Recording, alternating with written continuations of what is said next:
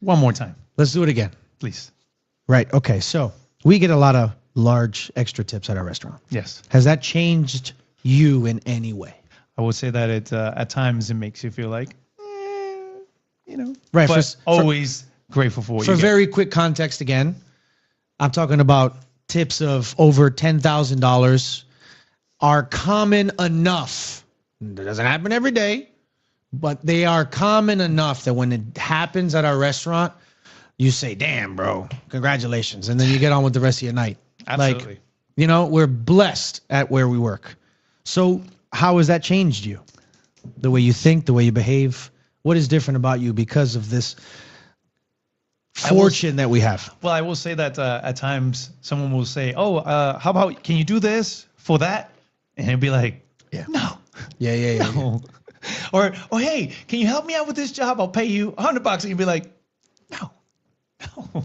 I'm glad you said that because I feel exactly the same way. So, You're like, "No." so when I thought of this question, the first thing that came to my mind was I need to make it clear that my appreciation for any tip has never declined, ever. I have never looked at an extra tip and been like, oh, fuck that. No, never. If someone acknowledges that the service charge on the check is not sufficient to express their gratitude for your service, anything they write extra makes a huge impact. Big impact. Huge impact. But the excitement has died down after a while, hasn't it? That's a little bit. It's more difficult for people as fortunate as us to get as excited about what you would call a normal tip. What is the biggest normal tip for you? What's the biggest number that you still say anything this and below, I'm grateful for, as we've acknowledged, but it doesn't excite me anymore? What's that number for you? It's no, I don't necessarily have one. I got honestly, one. because I got one. Nowadays, like you said, things are tight here and there. So getting those 20s from certain tables, that those little 20s are like, thank you. I know that was extra. Yeah, it's all relative. Even those, Amazing. I know, thank you. So, but when you get that 100, you're like, yes, From there, or lately 50s, and those are very nice as well. Like 50s, like 50s are appreciated. Those add up really nicely. So 50s are appreciated. Now, I will say this with no disclaimer. For me, it's $100 and below. Anything less than $100, it doesn't really tickle me anymore. It doesn't. It doesn't tickle me anymore. And I agree with you. We're on the same page. True. With the extras attached to this, which for the record, you tend to work with larger tables. I tend to work with smaller tables as well. So that's why the 20s are a little bit more acceptable when it's a two-top than when you have a table of 10, 20 people, 15 people, and they're like giving you $20. So right. I mean, we already gave the appreciation disclaimer, so I don't even think we have to say it anymore. Got it. But that being said, anything $100 and below doesn't excite me anymore. It's just the nature of the biz, bro. It's where we are. But I agree with you with the extras attached to that. Yeah. And the extras attached are honestly a lot of fun. What this skewed reality of extra tips has created for me is like my zero bullshit acceptance. Like, I'll give you an example. We used to have a dessert, and that dessert changed to include something else. And together, it was much more expensive. But we couldn't offer this dessert by itself anymore, even though we used to. So this guy comes in, he's like, yo, I want the dessert. I'm like, well, the dessert is still here, but it's a little different because it includes something else, and it's much more expensive now. No, I don't want that extra thing. I just want the original dessert. I said, I hear you, big boy, but I don't make the rules. We do it this way now. And he was like, nah, there's no way. Nah, you bullshit me. I was like, I'm being honest with you. Then he was like, listen, I'll give you $200 if you give me that cake just by itself. And I looked at this guy and I said, $200 is not worth me getting in trouble for.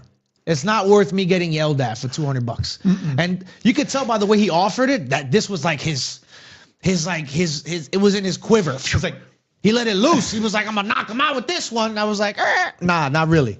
$200 is not worth me getting in trouble over. Now, if you had said, I'm going to give you $200 cash 10 years ago, right, when I was making $50,000 a year, I would have been like, yeah, okay, whatever. I'll take a write-up. Yeah. I'll take a write-up for $200. Why not? But now, no. We are blessed enough and fortunate enough, and if we work well enough, which we all do, we're cruising down the street of possible big tips every single night. So it wasn't worth it. And I thought to myself, I was like, yo, okay, I'll give you another example. Mm-hmm. Have you ever taken a Zelle payment from somebody? I have. No, not a Zelle tip. Oh. You pay for someone's check because they having card issues. And they sell you the check amount and then whatever. Yeah. You've done that before. Yeah. Okay, so I had a guy's check who was like $1,200, give or take, a couple of bucks here and there. He was like, he tried to pay for 20 minutes, and the guy was real cool.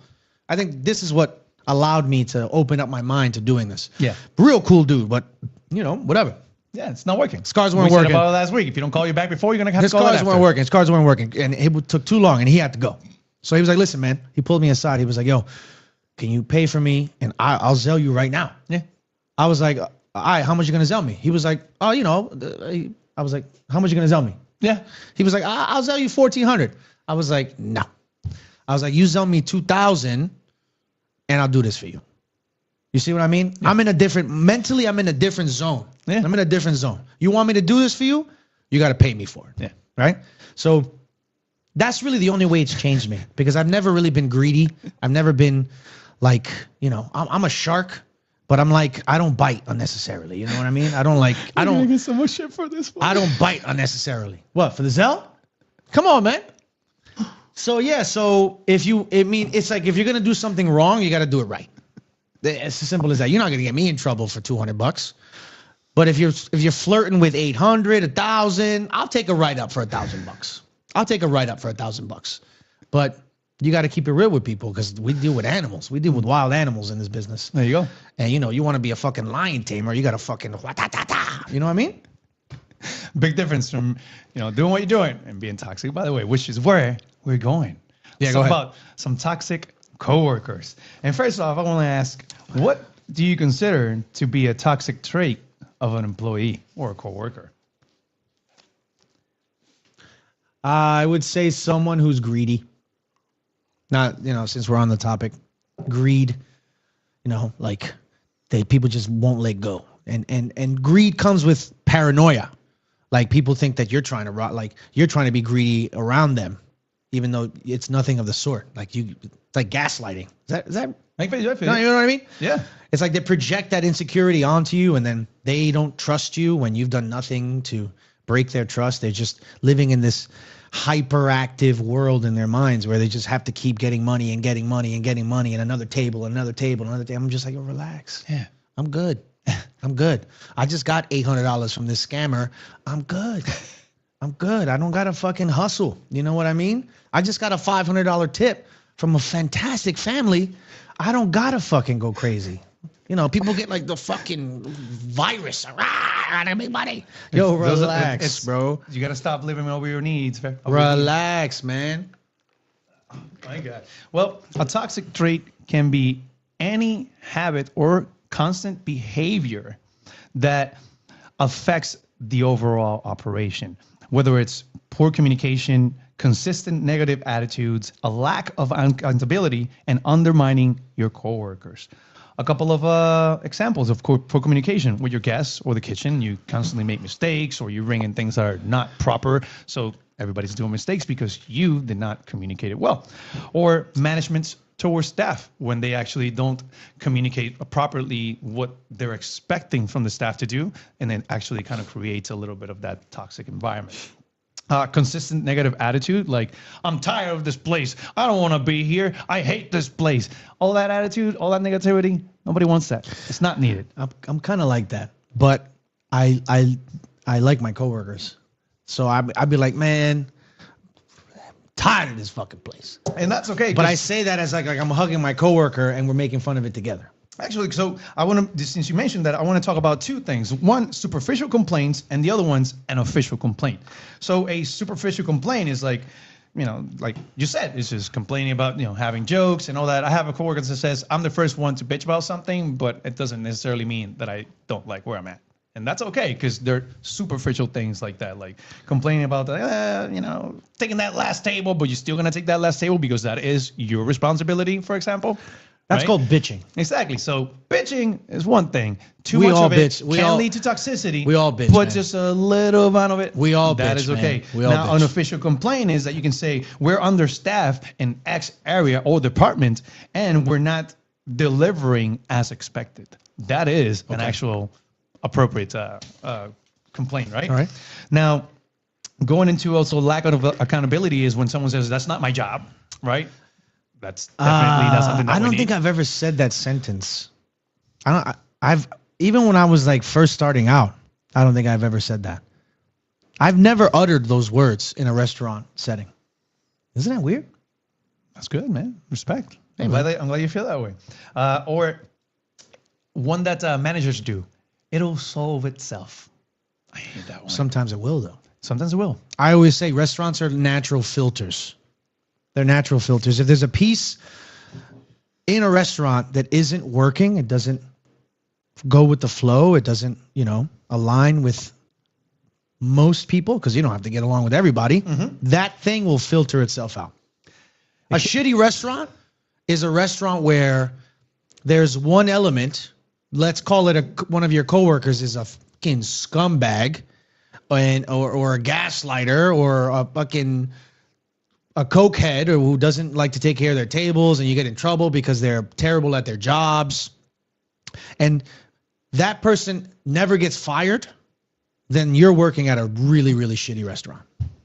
If there's a person who doesn't get along with anybody, nobody likes them, and they still work there, you working at a bad restaurant. A good restaurant is a good filter.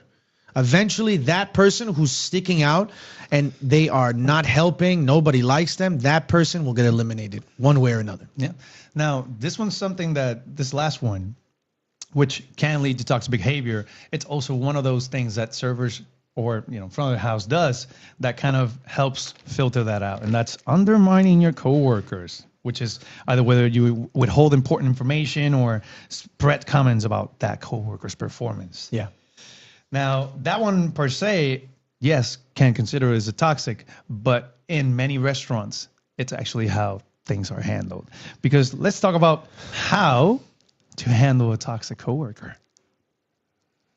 You got to clock out and throw hands. Off the clock, out of the building. You got to clock out and throw hands. Listen, you've never threatened a coworker with violence? You have. Come on, Mr. Sunshine. You have. I think. I'm proud of it. I'm telling you. I think who said this? Mike Tyson. Somebody who's known for violence in a professional setting said the world would be a nicer place if people were afraid to get punched in the face. Correct. I have told a coworker, "Yo, let's clock out and let's go outside right now." I mean, and this is like a boiling point. This is when like it goes too far. But sometimes people have to get punched in the face, bro. Either professionally, philosophically, metaphorically, or literally. Sometimes, you can't finesse a bull. You got to grab that shit by the horns and fucking olay that motherfucker. You know what I mean? Man, that felt very vivid because you mentioned that and it reminded me of what I said to someone. Said, why don't we clock out? And we discussed it a couple of blocks down the way. And it's like, why a couple blocks down the way? Because only one of us is going to come back. And I want to make sure that what happens a couple of those blocks out of the way doesn't come back to hunt us here. Yeah. So yeah. Man, that was tough. I'm always smiling and I got my hair combed, but I'll knock you out. Is that what you said to that motherfucker? No, God damn it. It's like it was too much. It was too much. Don't let the goatee and the smile fool you. I'll elbow you, bro. Listen, we will go out and only one of us will come back. Either you come back or I'll come back. That's it. So how to handle a toxic coworker? Well, number one, you talk to them. And I know this sounds hard. I don't think that's bad. It's hard, but you want to talk to them. It's doable. It's very doable. You go to that person and you can be like, hey, notice you're slipping a little bit. Is everything okay? Okay. When does that person commit a crime big enough that you no longer make that effort? What crime is big enough where you say, you know what, fuck this person. I don't want to help them anymore. in my case, after I talk to them and I offer to help. Yeah. If those things don't work, then there's other ways. Then you cast them dealing out. with it. They're cast out. But usually the first thing you want to do is you want to try to talk to that person and as diplomatic as you can. Hey, I noticed you're slipping a little bit. What's going on? It feels good. It feels good to remedy those things. Yeah. It's a good warm feeling. Yeah. I'd rather speak to someone, get to the bottom of what's going on, see how I can help. I mean, if I know this person. Yeah. If this person is like not part of my like, this is my coworker, then fuck them. Yeah. But if there's a coworker of mine who's like real, and I'm not talking about like, everyone has ups and downs. Everyone has bad days. I'm talking about, they're in the doghouse with me. The idea of bringing them back and then resolving things is a great feeling. Yeah. But Yep. my deal breaker is if they have spoken like ill of me. Ooh. If I find out that they are talking bad about me, then it's either let's clock out and get off the property, or it's fuck them. 3 blocks away, so you're out of the Or it's forget about them, because I don't like, nobody's perfect, man. Yeah. Everyone has ups and downs. One of the things I take pride in is I put a lot of effort into not talking about my coworkers behind their backs. I put a lot of effort into it because it means that when people realize that, they can understand that if they want to tell me something, they want to confide in me with something, they know they can confide in me in something. You know what I mean? Of course. I hate talking about people behind their backs. I'm too confrontational for that. Yeah. I love confrontation. So I don't shy away from it. Yeah. So I don't like talking about people behind their backs. That's Well, me. here's where things start But getting a that little shit funny. is Because after you make the approach to talk to this person and say, hey, again, what's going on? And perhaps even after you say, hey, how can I help? Is there anything that we can do to improve that? Yada, yada. If that doesn't happen, then the appropriate thing to do, which is not what is done. I want to be clear about that. The appropriate thing to do would be to discuss that with a supervisor or management. However, this is not what is done in almost any restaurant. That's tough. Let's be real. That's tough. Let's You be wanna know real. what's tough about that, bro? It's done in some, but let's be real. In most restaurants, it is not done. Now, what usually happens because that is not done? Well, two things happen. You want to Hold on. Go for it. Because you say I always talk about managers, but I have a question for Hold on, we're going managers. to talk about managers as well after this. Because first, we'll talk about coworkers and then what about managers can do. But go for it. Okay, so then I'll wait for that. Go ahead. So usually something that actually tends to happen at work are two things, depending on who you are. Number one, alienating, which you already mentioned. It's like, listen, this person is dead to me. You don't even say hi to this person. Nothing. You're like, done. We've already tried it. You're done. Okay. And the other one that tends to happen, bullying. It happens constantly. What, like you can't finesse a bull? Like going back to bull, right? Like bull? No, more like bullying, because let's say that Bullying or bullying? bullying. Oh, thank you. Bullying. Thank you. So let's say someone's always late, right? Or let's say that someone's just never there or calls out or whatever the reason is. So at that point, we'll start saying, let's call this person Johnny, for example, right? And we'll say, oh, I'm sorry. I did a Johnny too late.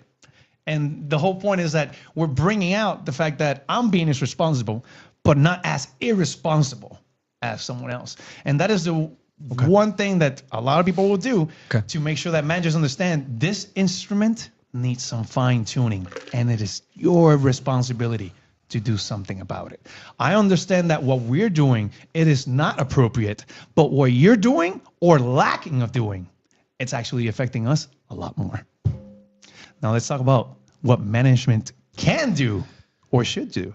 I have a question. When encountering a toxic employee. Go ahead. I have a question for managers. Yes. How do you really feel when people come to you, when employees come to you and give you complaints about another employee? They absolutely hate it. I would say a good manager, even a good manager, would, be sympathetic. Yes, I understand. I'll get right on that. But I feel confident in saying that there's not a single manager that hears another employee complain about another employee and not think, you're a fucking tattletale, bro. You're a little tattletale. It is. You're a little snitch. You couldn't resolve this shit on your own. You couldn't talk like adults. Hey, I have an issue with you. Well, you have to come to me. In the PDR to the office. I got to deal with you fucking servers and bartenders all night. And the one moment I have to have the only benefit I have in this job, my manager meal, because I don't get paid a lot of fucking money. I'm eating my fucking filet. It's already kind of cold because it's been on the pass for fucking 25 minutes. Because I didn't have time to get to it because I had to deal with some administrative bullshit, some trivial thing. Or you. Yeah. And I'm finally away from the floor. I'm eating in peace. And you gotta come in here because Tom came 7 minutes late and he clocked in 10 minutes late, and you feel like he's abusing the pool. Grow the fuck up, man. Let's start a GoFundMe to supplement manager. Restaurant managers are like teachers. They don't get paid enough for the shit they do. That's why we're not managers. I don't know about you. That's why I'm not a manager. I'm not a manager. Too expensive. I'm not a manager, man, because they work way too hard and they don't get paid enough. Now, what are some things that managers could do to deal with toxic employees? I'm going to start with one. Give me some context. One of them. Give me an example. Of course, I'm going to give you one. One of them is hire slow, fire quick. That is one of the techniques that you can try to do. Because, yes, we understand that we all want to have people that know and they have their skills and their experience, etc. Yeah. But if someone comes to your job to apply and they don't have the proper attitude or the desire to learn, then honestly, you're actually hurting yourself and your operation a lot more. Preach, brother, preach. Mm-hmm. And a little tip on that is that when you hire someone to a restaurant, don't hire just one. Try to hire 2 or 3. The reason behind this is because if you just hire one person, the toxicity in the restaurant will actually drive that person away before they can actually stand on their own. If you hire 2 or 3 people, they actually become a bit of a unit. And the people that are around them, if they're positive, like the hiring that you actually did, then that's going to affect everyone else in a positive way as well. And those who know are doing wrong, they're going to feel it. And they're going to be scared because they know that person or that person or that person can have my job. What about that person? I don't stand up. Wow, you get really passionate. Yeah. Hey. Sometimes, huh? Hey, man, it's just... you feel that? You feel that? Managers got to manage. Coño, you get passionate, bro. There you go. Another one that they do, and this one that doesn't tend to work, fear and control. Fear and control is when those managers, instead of explaining or going to the person, like going to Johnny and say, Johnny, you're arriving late all the time. You're calling out often. So you're hurting the team because you're not here when we need you. Right. So at that time, instead of just going to that person and talking to them, they address the issue, not the person. So they will go on pre-shift and they will say, oh, we don't need anybody arriving late. We're going to start issuing warnings, et cetera, et cetera, et cetera. And then it becomes a thing about everyone except that one person who we all know is doing wrong. But that's what I get mad at sometimes. When I see somebody doing something on the floor, I don't reprimand them like I'm their boss. But I have told people, yo, don't do that. Yeah. And it's only because we're going to have to hear about it at fucking pre-shift. And I don't want to hear about it. I'm telling you, et cetera, et cetera, et cetera. We're going to hear about it at pre-shift. Absolutely. I have said that. I have ended a sentence with that a lot. But how do you feel when you're at pre-shift and you know they're talking about you? Ooh, that's different and difficult. You know, I had this manager that every time he would do pre-shift, he would always look at me. And one time I said to him, why are you always looking at me? You know I don't do any of these things wrong. So he said, I thought you had the emotional maturity to understand that it is not you. And I said, yeah, but the people that need to understand that it's them don't understand or think that it's them. So what are you really doing? I don't know. I feel kind of proud when I hear it, which is You're like, which is hypocritical. I made it appreciate. Which is hypocritical. I'm sorry for that hypocrisy, because I don't want to hear about shit at pre-shift that my coworkers do because it wastes everyone's time. But if it's me, no.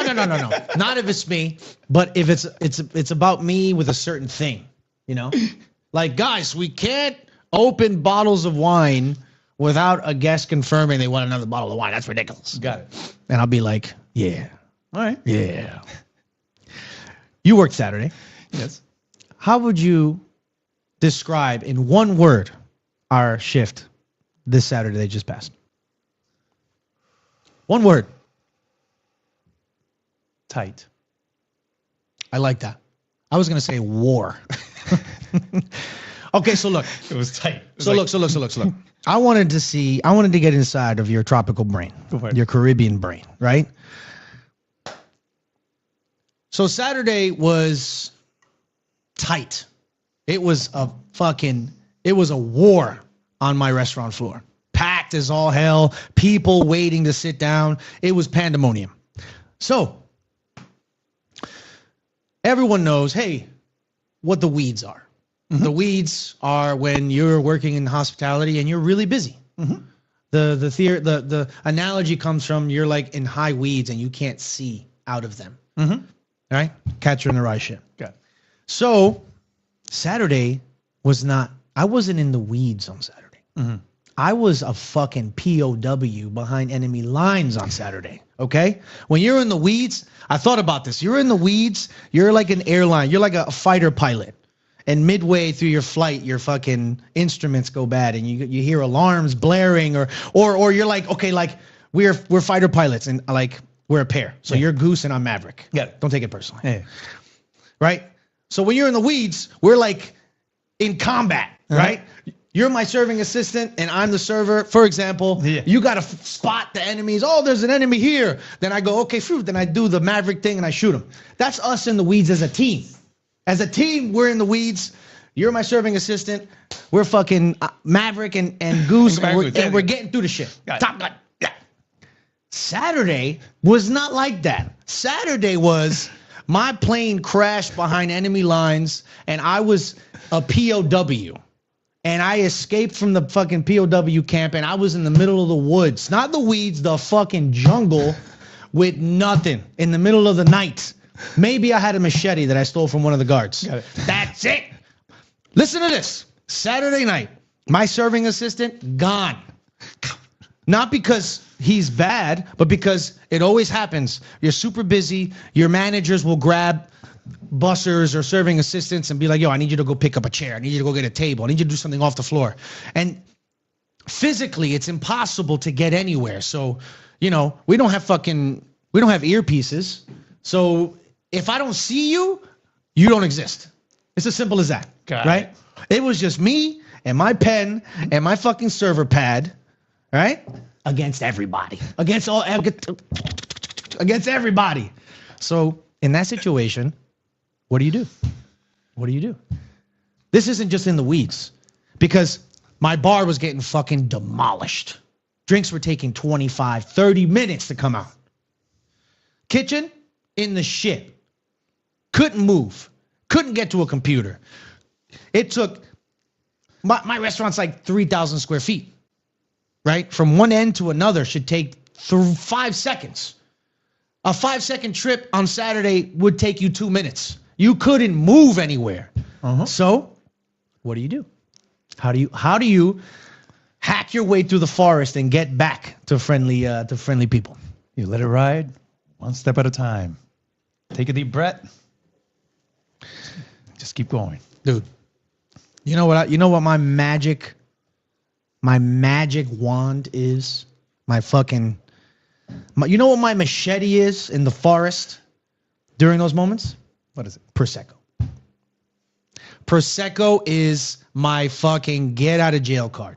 Prosecco, I have poured so much Prosecco in those situations, you have no idea. On Saturday, I used 3 bottles of Prosecco for my station. 3. And that took people from fuck to fuck. Fuck. You know what I mean? You gotta drink something. Absolutely. That's why it's important for every restaurant to also have some sort of shots, house made, that you can always delegate to those situations. It actually costs you a lot less than champagne, or if champagne is your weapon of choice, do that as well. But it's important that you have something in order for you to pick up the slack. I tell people, you've told people, yo, drinks are going to take a long time, or you should order a bottle of liquor or something.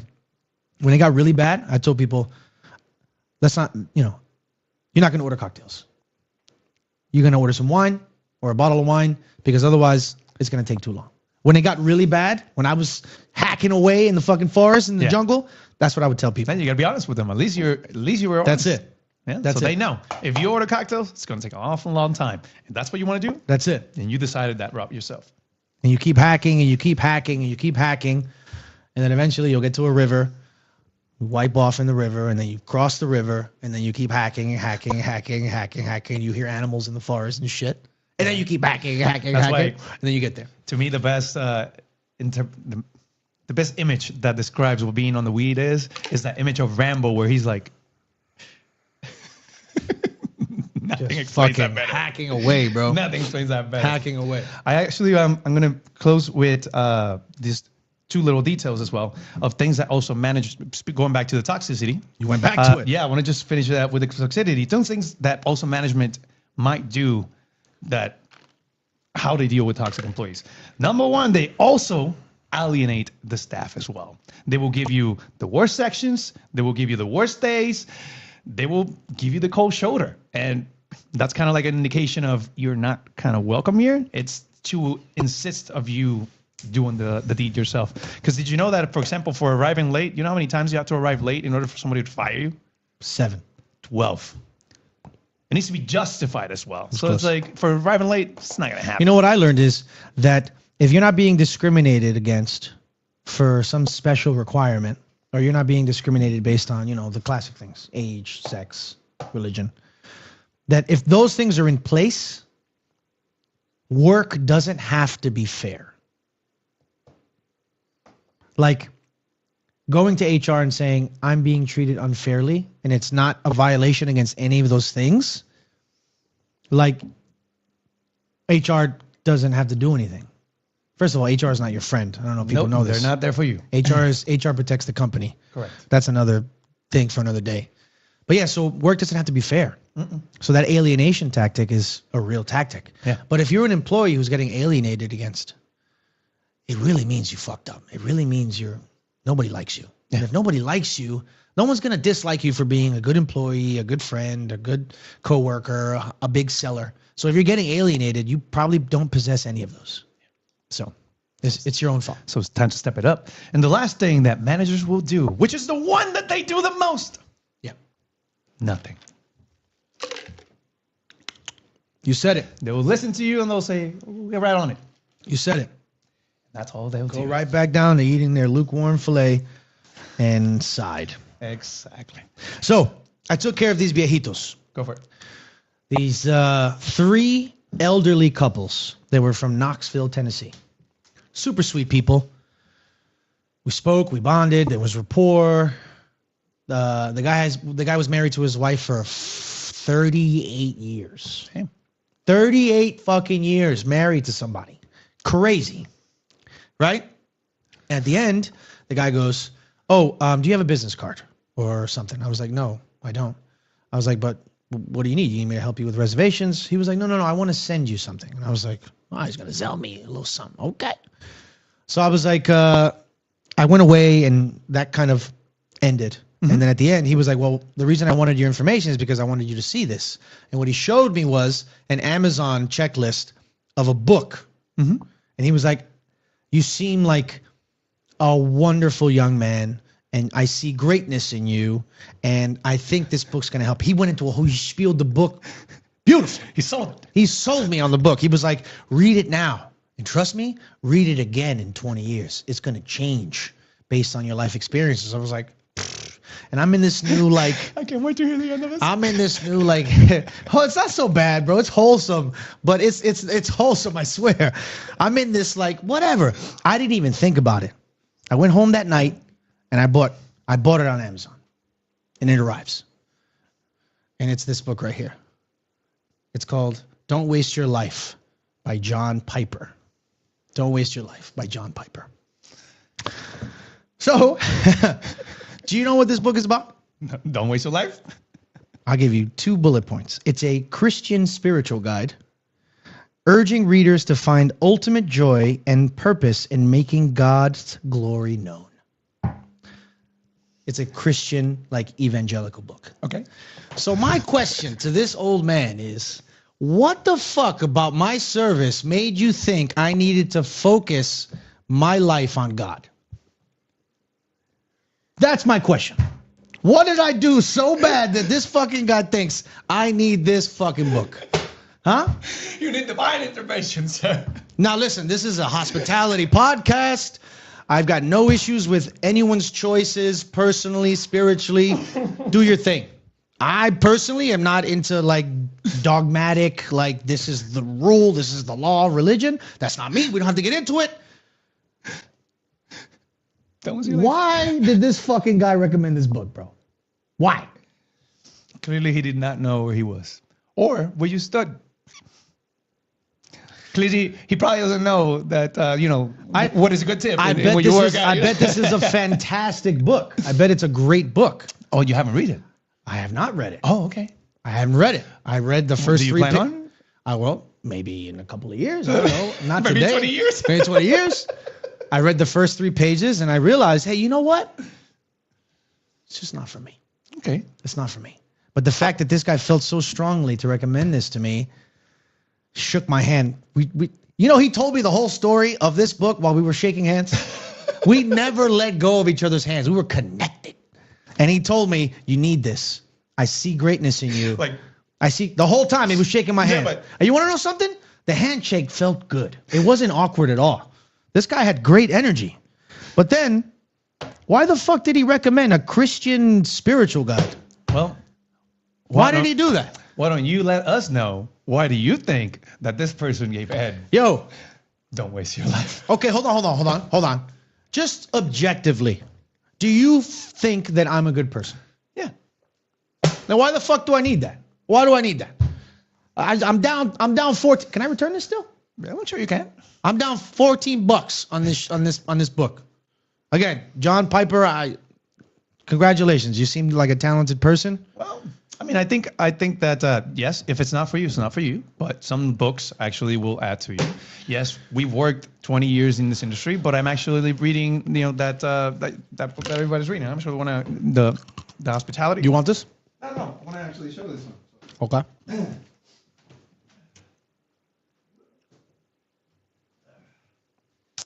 So everybody's talking. I'm conflicted, bro, because everyone's talking about this book, and obviously I've been reading it. So I got this whole part done already, and I try to build the habit of, when I get up and instead of going to the restroom with my phone, I go to the restroom with my book, and little by little I've been reading on it, and I will say that even though I've been doing this for a long ass time, it doesn't mean that I can't learn something new. So perhaps it doesn't mean that you are wasting your life. It just means that perhaps there's something else in there that might be of worth to you. If I ever see this guy again, until you try. If I ever see that guy again, I'm gonna have some words with him, bro. I hope that you do so, but just with a handshake. All right, just have the whole story while you're holding that hand. You have no idea my reaction at home when I got this book. I was excited.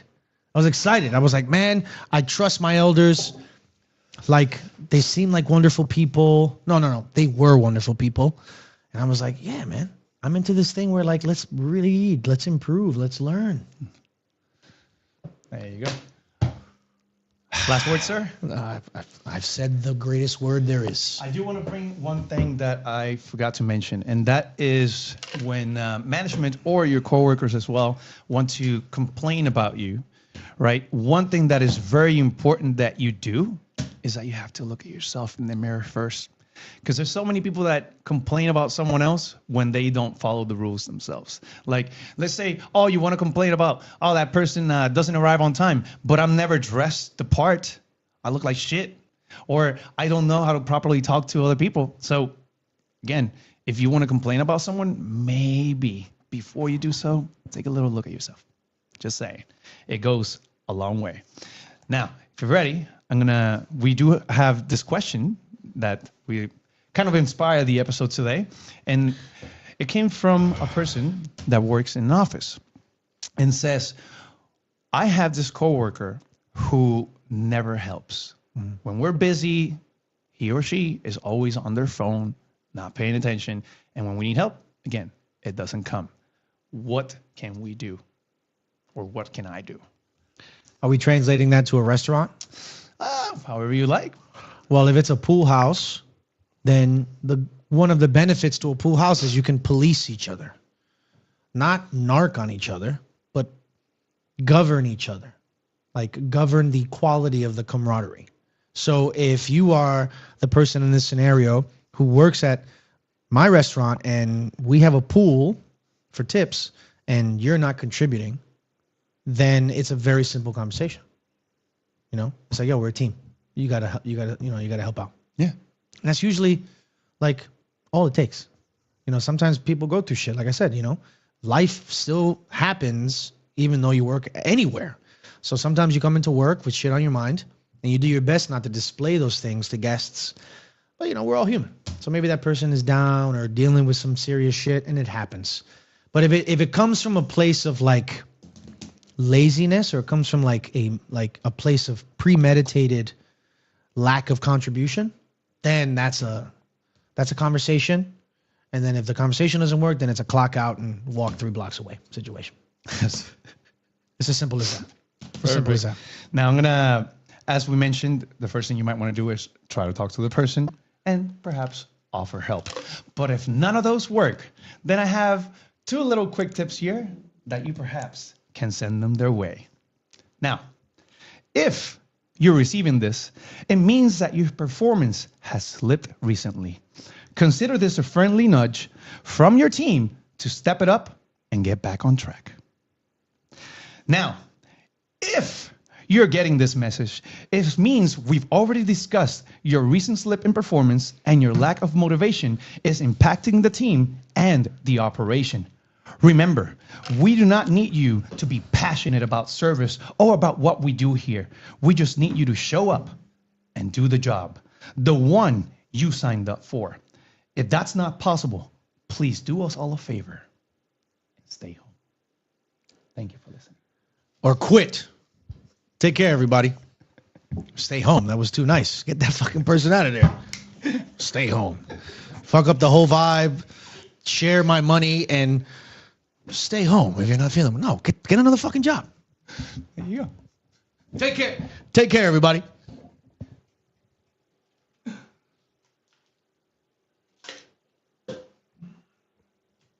See what we got here. Just want to read some stuff here. We got no audio. Thank you so much for letting us know. Can't hear that, you guys. It says 50% extra for you to pay your check. There you go. 100%. It's an extra service that we don't offer for your freedom, my G. That was when you about to sell it. Perfect. Hello, guys. Late but present. Audio's okay here. What's this here? You need to book. What? You need the book. Look at this. Oh, I see. Is it? You need the book. Go ahead. Because you have a 1-star rate performance. Okay, that table man, and that was nice to say to you, son, find another job or hobby. I don't know. All right. Maybe the spiritual. Oh, maybe he saw the spiritualism in your eyes. Maybe that's the guy. Maybe that's him. He saw spiritualism in your eyes. All right. Thank you so much. See you next week.